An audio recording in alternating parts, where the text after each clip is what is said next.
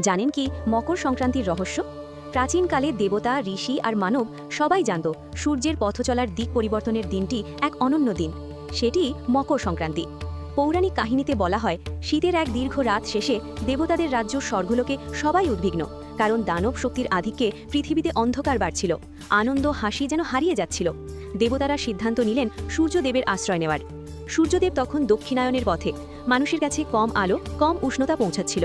দেবতারা প্রার্থনা করলেন, হে সূর্যনারায়ণ, উত্তর দিকে ফিরুন, আপনার আলোয় মানুষের মন নতুন শক্তি পাক। প্রার্থনায় সন্তুষ্ট হয়ে সূর্যদেব প্রতিজ্ঞা করলেন, এই দিন থেকে আমি দক্ষিণ দিক ছেড়ে উত্তরায়ণের পথে যাত্রা করব।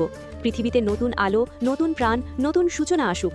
এই দিনেই সূর্যদেব মকর রাশিতে প্রবেশ করেন, আর শুরু হয় ভাগ্যের ও আলোর নতুন অধ্যায়। দেব অসুর দ্বন্দ্ব ক্ষীণ হয়, মানুষ পায় নতুন আশীর্বাদ।